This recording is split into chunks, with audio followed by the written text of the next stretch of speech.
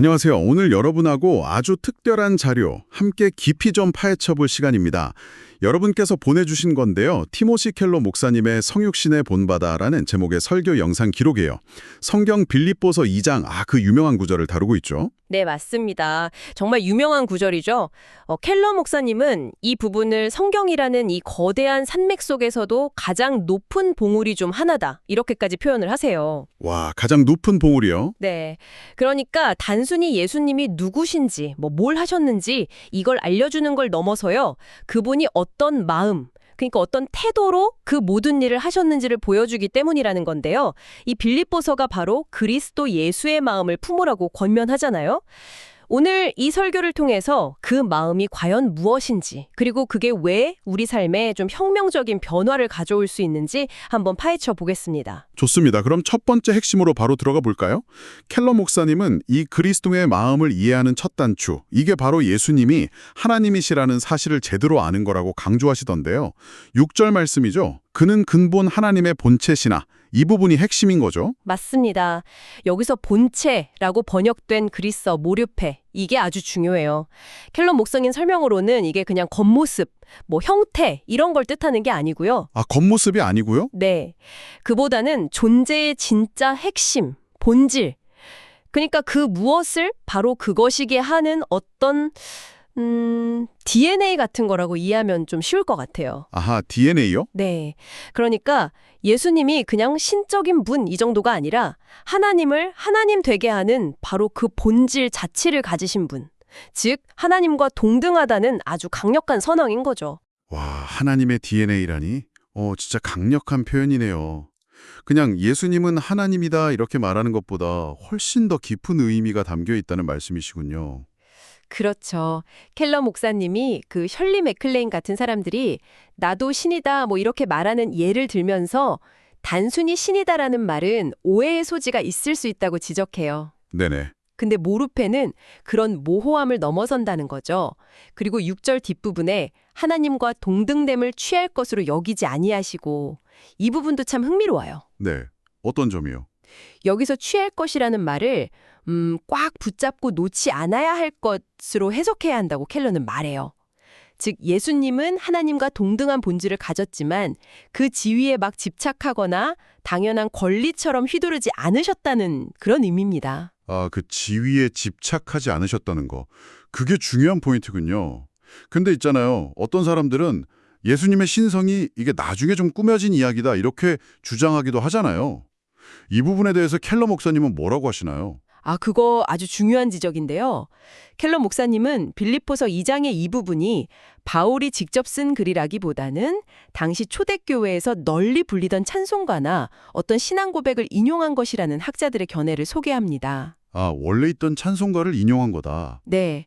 이게 왜 중요하냐면 바울이 이 편지를 쓴 시기가 예수님 승천하신 후 불과 한 20년 정도밖에 안 되었을 때거든요. 네, 그렇죠. 아주 초기죠. 그러니까 이 찬송은 기독교가 시작된 지 정말 얼마 안 되었을 때부터 예수님을 직접 만났던 그 세대들이 이미 예수님을 하나님으로 예배하고 있었다는 강력한 증거가 된다는 겁니다. 와.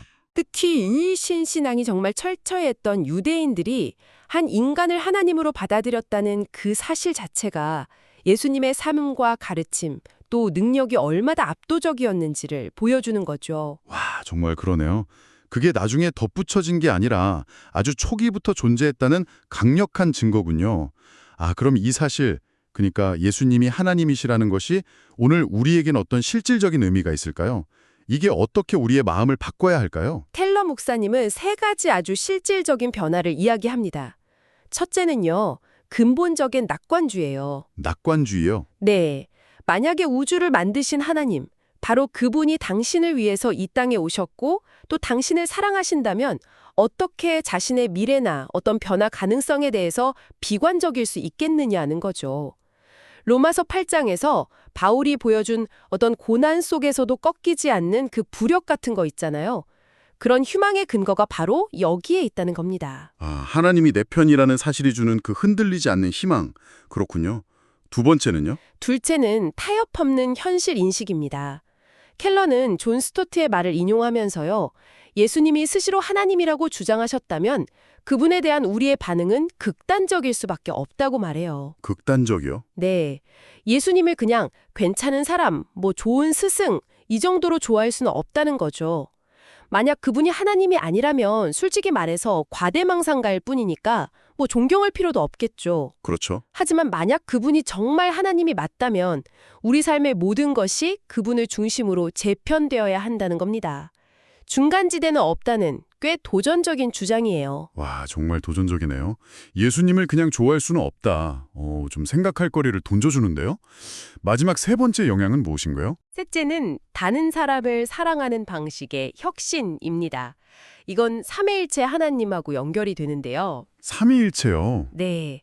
켈러는 아우구스티누스를 인용하면서 하나님은 창조 이전부터 성부, 성자, 성령 이 세 위격이 서로 완벽하게 사랑하고 기뻐하는 관계 안에 존재하셨다고 설명을 해요. 네. 즉 하나님은 뭐 외롭거나 부족해서 우리를 만드신 게 아니라 이미 내부적으로 충만한 사랑과 기쁨을 나눠주기 위해 창조하셨다는 거죠. 아, 그 사랑의 동기가 다르다는 거군요. 필요를 채우기 위해서가 아니라 이미 넘치는 것을 주기 위해서. 바로 그겁니다.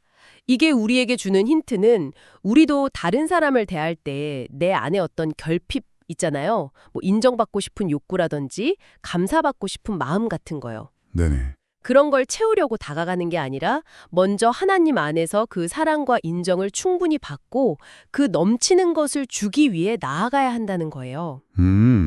만약 다른 사람의 반응에 따라서 쉽게 상처받거나 기분이 막 좌우된다면 어쩌면 내 필요를 채우려는 동기가 더 컸던 건 아닌지 돌아봐야 한다는 거죠. 아, 그렇군요.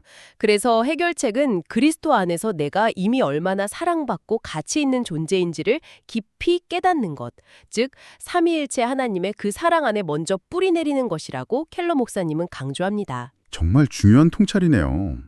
내면이 먼저 채워져야 진정으로 줄 수 있다는 것. 자, 그럼 두 번째 핵심으로 넘어가 보죠. 예수님은 하나님이시면서 동시에 인간이 되셨다는 것. 이건 또 어떤 의미를 가질까요? 그냥 신이 인간의 모습을 잠시 빌린 것, 뭐 이런 거랑은 다른 건가요? 네, 전혀 다릅니다. 켈러는 예수님이 하나님이기를 멈추고 인간이 되신 게 아니라 하나님이신 상태 그대로 인간성을 취하셨다는 점을 분명히 해요. 아, 동시에 신성과 인성이. 네, 한 인격 안에 공존하신 거죠.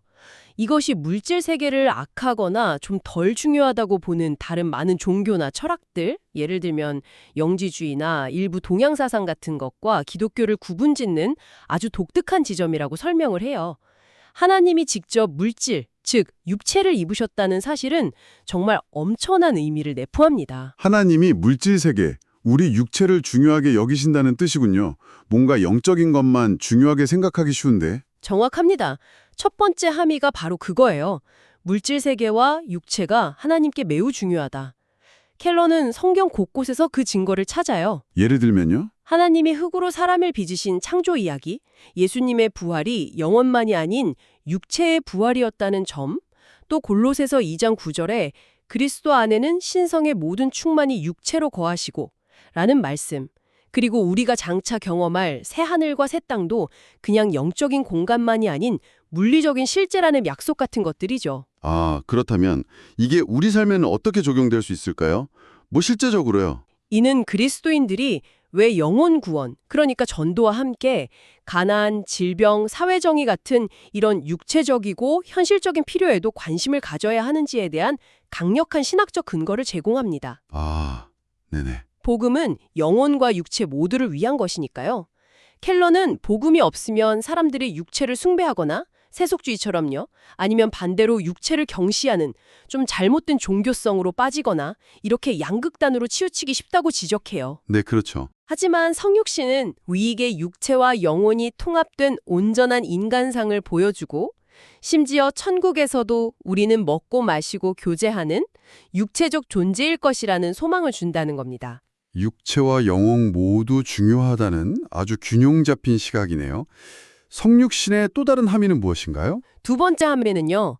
예수님이 인간이 되셨기 때문에 우리의 고통을 진정으로 이해하신다는 점입니다. 아, 이해하신다? 네. 그분은 뭐 배고픔, 피곤함, 친구한테 배신당하는 아픔, 사랑하는 사람을 잃는 슬픔, 죽음의 공포, 심지어 간절한 기도가 응답받지 못하는 것 같은 고통까지 인간이 겪을 수 있는 거의 모든 종류의 어려움을 직접 경험하셨어요. 네. 그렇기 때문에 우리가 어떤 힘든 상황에 있든지 그분은 우리의 마음을 아시고 위로하시고 또 도우실 수 있는 가장 완벽한 상담자이자 친구가 되어주신다는 거죠. 그저 멀리서 그냥 지켜보시는 게 아니라 우리 고통 속으로 직접 들어오셨다는 거군요. 아, 듣기만 해도 위로가 되네요. 자, 이제 마지막 세 번째 핵심입니다. 예수님은 하나님이시고 인간이 되셨을 뿐 아니라 스스로를 낮춰 종이 되셨다는 점. 이게 어쩌면 가장 충격적이고 좀 이해하기 어려운 부분일 수도 있겠어요. 맞습니다. 빌립보서 2장 7절 8절을 보면 예수님이 오히려 자기를 비워 종의 형체를 가지사 사람들과 같이 되셨고 자기를 낮추시고 죽기까지 복종하셨으니 곧 십자가의 죽으심이라 이렇게 말하잖아요. 네.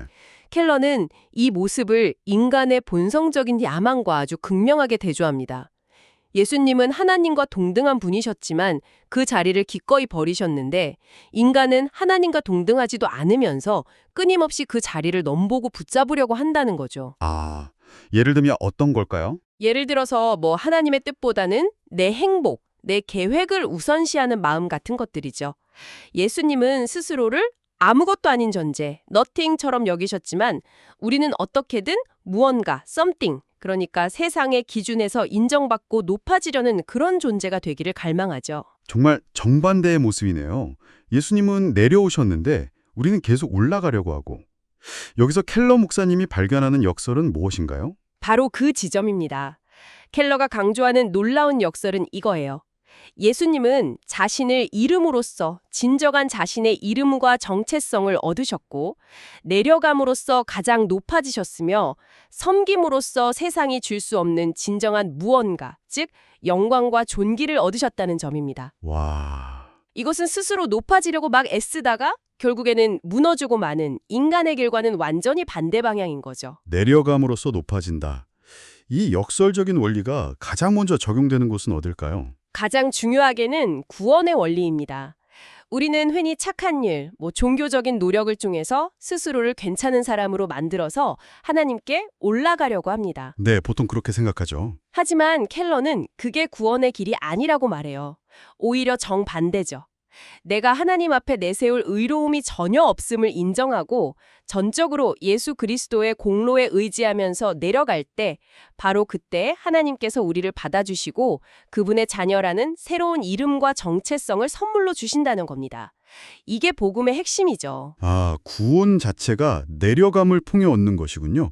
스스로의 노력으로 뭘 쌓아 올리는 게 아니라. 그럼 이 내려감의 원리가 구원 이후에 그리스도인의 삶 속에서는 어떻게 나타나나요?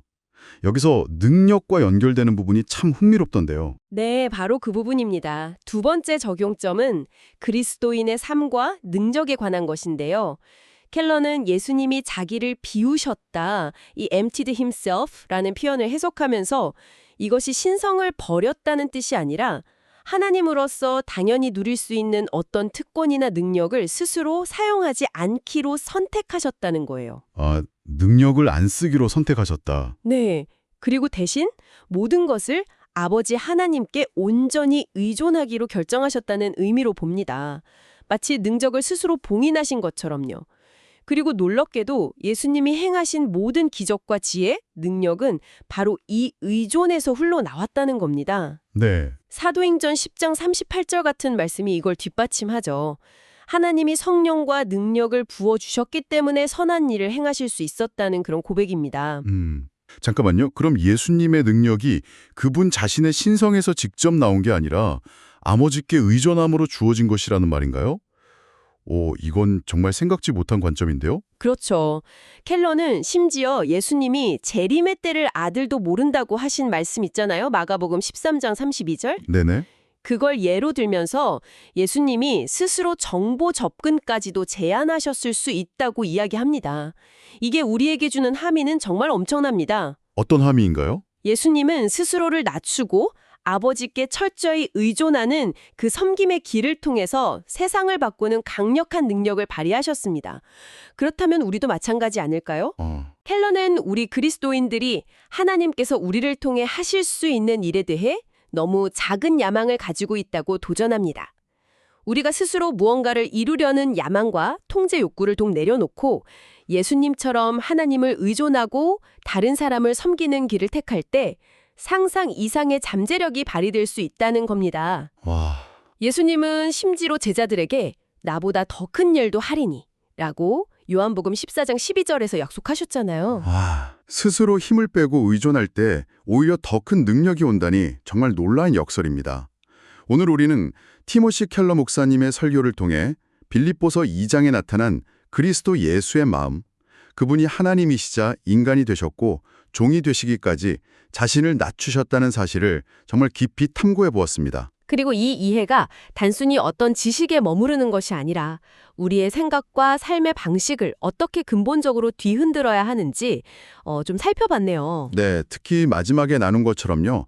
예수님의 자기 비움과 낮아짐은 단순히 어떤 도덕적인 본보기를 넘어서 구원과 능력의 원천이 된다는 그 통찰이 참 인상 깊었습니다. 맞아요. 그분이 스스로를 비우고 하나님께 의존하셨을 때 가장 강력한 능력이 나타났듯이 우리 역시 그 길을 따를 때 예상치 못한 힘과 변화를 경험할 수 있다는 그런 가능성을 열어주죠. 그래서 오늘 이 내용을 마무리하면서 여러분 각자에게 이런 질문을 좀 던져드리고 싶습니다. 네, 어떤 질문인가요? 여러분의 삶에서 그게 일이든 관계든 혹은 개인적인 어떤 어려움이나 습관이든 지금껏 스스로 통제하고 성취하려고 애썼던 부분을 한번 떠올려 보세요. 만약 그 영역에서 힘을 좀 빼고 통제하려는 노력을 내려놓고 대신 겸손하게 하나님을 의존하고 다른 사람을 섬기는 자세를 취한다면 어떤 예상치 못한 힘이나 긍정적인 변화가 일어날 수 있을까요? 스스로 높아지려는 길 대신에요. 예수님이 보여주신 그 내려감의 길에서 오는 역설적인 힘을 경험할 수 있는 영역은 어디일지 한번 조용히 성찰해 보시는 건 어떨까요? 정말 깊은 질문이네요. 오늘 이 탐구에 함께해 주셔서 감사합니다. 여러분의 삶에 오늘 나눈 이 통찰들이 살아 움직이기를 바랍니다.